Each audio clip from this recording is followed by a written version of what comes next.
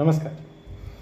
आज हम बात करेंगे मध्य प्रदेश के मुख्यमंत्री मोहन यादव के बारे में। जब मध्य प्रदेश में प्रचंड बहुमत से भाजपा जीती थी, उसके बाद शिवराज सिंह चौहान, जो कि पूरे भारत में फेमस थे मामा जी के रूप में, उनको हटा करके एक नए चेहरे, जिसको शायद ही मध्य प्रदेश के बाहर कोई जानता होगा, मोहन यादव, जिनकी मध्य प्रदेश में जिनके कास्ट फैक्टर देखा जाए तो उसकी जनसंख्या उतनी भी नहीं, उनको मुख्यमंत्री बनाया। हम लोगों को खुशी हुई कि चलो भाई, यहाँ पे एक अपने कार्यकर्ता को, जो कि ज़मीनी स्तर से भारतीय जनता पार्टी से जुड़े हुए हैं, उनको मौका दिया गया बिना इस चीज़ को देखते हुए कि किसकी कितनी संख्या है। हमें बहुत अच्छा लगा था। सनातन समाज को जोड़ने की दिशा में एक अच्छा कदम था। हमने इस निर्णय का भरपूर स्वागत भी किया था। किंतु आज सुप्रीम कोर्ट में जिस प्रकार से मोहन यादव की सरकार के द्वारा एक एफिडेविट सबमिट किया गया है, उसने हम सब के भरोसे विश्वास को चूर चूर करके रख दिया है। आरक्षण की सीमा को 73% करने के लिए एक कांग्रेस कमेटी, जो कि 20-30 साल पहले एक अपना रिपोर्ट लेके आई थी, महाजन कमेटी, उसके रिपोर्ट को एफिडेविट के रूप में वर्तमान की भाजपा सरकार, मोहन यादव सरकार ने सुप्रीम कोर्ट में सबमिट कर दिया। और वो रिपोर्ट इतना सेंसनेबल है, इतना आपत्तिजनक है, जिसमें भगवान राम के बारे में जाति सूचक शब्दों और जातिवाद का आरोप जैसे बातों का जिक्र किया गया है। होना तो ये चाहिए था कि महाजन कमेटी के उस रिपोर्ट को कचरे की ढेर में फेंक देना चाहिए था, किंतु उसका प्रयोग सनातनी होने का दावा करने वाला बीजेपी का सरकार करती है। उसका उपयोग, ये दुर्भाग्यपूर्ण है। दुर्भाग्यपूर्ण ही नहीं, धोखा है। वोट लेने आते हैं तो हिंदुत्व के नाम पे आते हैं, और जब सुप्रीम कोर्ट में दाखिल खारिज देना होता है, एफिडेविट देना होता है, तो हिंदू विरोधी, रामद्रोही जैसे एफिडेविट दे देते हैं। होना तो ये चाहिए था कि उस रिपोर्ट को ख़त्म कर देना चाहिए था, किंतु उस चीज़ को सबमिट कर दिया गया है। महाजन कमेटी में क्या लिखा है उसको मैं बताना जरूरी नहीं समझता। इतना समझिए कि उसमें ऑब्जेक्शनेबल बातें लिखी हैं, हिंदू धर्म के खिलाफ बातें लिखी हैं, भगवान राम का अपमान किया गया है। भगवान राम, जो कि सबरी के झूठे बैर तक खाए थे और समाज में सौहार्द का एक इतना बढ़िया उदाहरण पेश किए थे, उनके बारे में गलत सलत चीज़ें लिखना और ऐसी रिपोर्ट को भाजपा की सरकार द्वारा सबमिट करना बिल्कुल ही ऑब्जेक्शनेबल है, गलत है। या तो मोहन यादव जी उस एफिडेविट को सुप्रीम कोर्ट से वापस लें और ऑन कैमरा पूरे देश से, पूरे हिंदू समाज से और भारतीय जनता पार्टी के सभी कार्यकर्ता से माफ़ी मांगे, और अगर नहीं कर सकते तो इस्तीफा दे दें। ये हमारी डिमांड है, एक भारत के नागरिक के रूप में, एक सनातनी जनता के रूप में ये डिमांड है, और ये उनको करना ही होगा। वो उनकी ऐसी भी कोई हैसियत खासियत नहीं थी कि अपने दम पे बन जाते। उनको बनाया गया है कि चलो भाई, आपको प्रतिनिधित्व का मौका देते हैं, आपको नेतृत्व का मौका देते हैं, तो उसका प्रयोग इस तरह से हिंदुत्व के विरोध में कैसे कर सकते हैं। देखिए, आप अच्छे काम हजार करें, पर हिंदू विरोध में की गई एक गलती भी स्वीकार नहीं है। कैसे कर सकते हैं आप? हमारी भावनाओं से कैसे खेल सकते हैं? ये चीज़ें गलती से नहीं होती हैं। बड़े बड़े वकील, बड़े बड़े अधिकारी स्क्रूटनी करते हैं, उसके बाद ही तो रिपोर्ट जमा होता होगा सुप्रीम कोर्ट में। बिना मोहन यादव के परमिशन के तो नहीं जमा हुआ होगा। आपने कैसे सबमिट होने दिया है हिंदू विरोधी, रामद्रोही रिपोर्ट? या तो माफ़ी मांगिए या तो इस्तीफा दीजिए, इससे कम कुछ भी मंजूर नहीं। अब बात करते हैं कि ये सारा चीज़ हो किस लिए रहा है।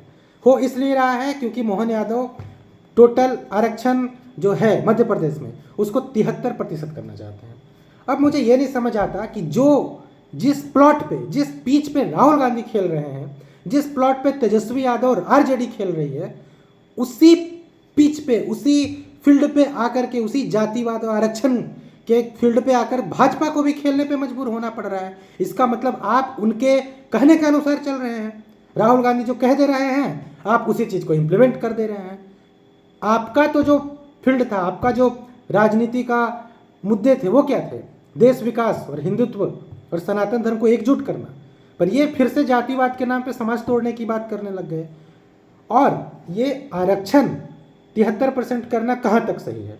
अब देखिए, किसी को फायदा मिलेगा वो मना क्यों करेगा? हमें ही कोई कुछ फायदा देगा, हम क्यों कहेंगे कि मुझे ठीक नहीं लग रहा? लेकिन मैं कुछ फैक्ट्स की बात करता हूँ। Balaji versus state of Mysore case में, जो कि 1962 में था, सुप्रीम कोर्ट ने कहा है, 50% आरक्षण का कैप होना चाहिए, इससे ज़्यादा नहीं होना चाहिए। B.R. अम्बेडकर ने, भीमराव बाबा साहब अम्बेडकर ने खुद कहा था कि जो आरक्षण है ये परमानेंट नहीं है, ये टेम्पररी है, ताकि हिस्टोरिकल भेदभाव को खत्म किया जा सके।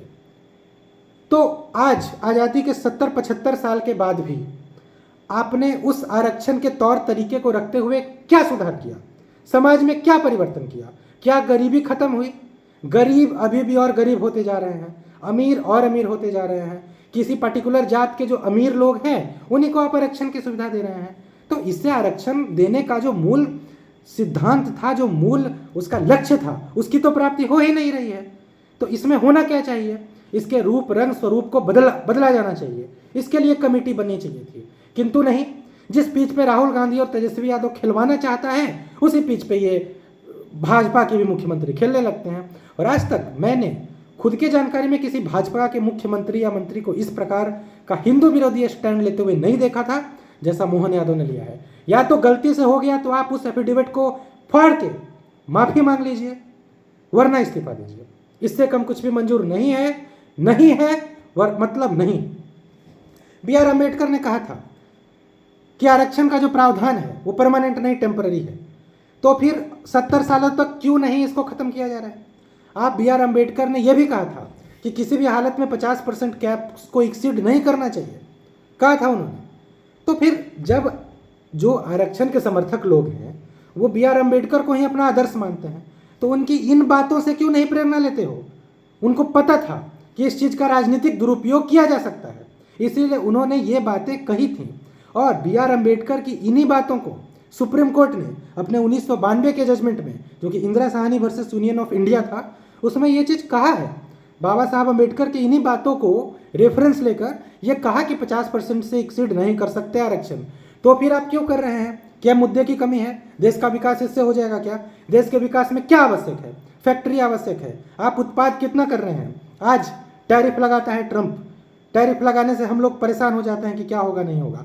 आप अगर अपना आत्मनिर्भरता पे जोर देते, फैक्ट्रीज लगाने, उत्पाद करने और उसको एक्सपोर्ट करने पे जोर देते, तो अपने इंफ्रास्ट्रक्चर ठीक करो, भ्रष्टाचार खत्म करो, रोड गलियां सब अच्छे करो, इन सब पे ध्यान दो ना, रोजगार देने पे ध्यान दो। तो उसी रोजगार में जातिवाद घुसाने को ही क्यों अपनी राजनीति की मुख्य धुरी बना के चल रहे हो? मुझे ये नहीं समझ में आता है। और ये चीज़ एक गुट तो कर ही रहा है, राहुल गांधी और तेजस्वी यादव का गुट ये कर ही रहा है। अब भारतीय जनता पार्टी भी उसी पिच पे खेलेगी। तो ये क्या बात हो गया? मैं कह रहा हूं मेरी बात मत सुनो, सुप्रीम कोर्ट की बात सुनोगे? आप बाबा साहब अम्बेडकर की बात सुनोगे? उन्होंने कहा है 50% से अधिक नहीं होना चाहिए। तो क्यों कर रहे हो आप? तो आप आरक्षण को, जो कि समाज को मुख्य धारा में लाने के लिए लाया गया था, उसका प्रयोग राजनीति के लिए कर रहे हो, सनातन समाज को तोड़ने के लिए कर रहे हो। और इतना ही नहीं, जिस ओबीसी को आप आरक्षण देने की बात करते हैं, तो उसमें अगर आप, मुझे एग्जैक्ट डाटा अभी याद नहीं है, लेकिन अगर 50 जातियों को जोड़ना चाहते हैं तो उसमें 25-26 जातियां तो मुस्लिम की है। तो आप कुल मिलाकर के सनातन धर्म जो ओपन रिजर्वेशन है उसको मुस्लिमों को दे रहे हैं। और ये चीज़ भारतीय जनता पार्टी खुद भी कर रहा है। भाई, धर्म के आधार पर आरक्षण नहीं मिलनी चाहिए, ये चीज़ स्वयं प्रधानमंत्री मोदी ने भी कहा है और ये चीज़ सभी लोग मानते हैं। नहीं तो धर्म आधारित कन्वर्जन बढ़ जाएगा। धर्म के आधार पर आरक्षण जब नहीं मिलना चाहिए तो आप दूसरे तरीके से इस चीज़ को दे रहे हैं। यही चीज़ बंगाल में ममता बनर्जी करती है तो भाजपा के सभी लोग इसका बुराई करते हैं, पर खुद क्यों कर रहे हो? तो दो मुद्दे हैं, आरक्षण को बढ़ा करके ये इस राजनीति को बढ़ाने की क्या जरूरत है? विकास पे बात करो, आप नंबर ऑफ जॉब्स बढ़ाओ ना, तो उसी नंबर ऑफ जॉब में इसको इतना देंगे, उसको उतना देंगे, भेदभाव और समाज के रूप में दुश्मनी पैदा करने का काम कर रहे हैं। ये चीज़ सनातन समाज के हित में नहीं है, देश की एकता के हित में नहीं है। धन्यवाद। हमें इन सब चीज़ों का विरोध करना चाहिए। मोहन यादव जी या तो माफ़ी मांगे या इस्तीफा दें। बहुत बहुत धन्यवाद। जय श्री राम।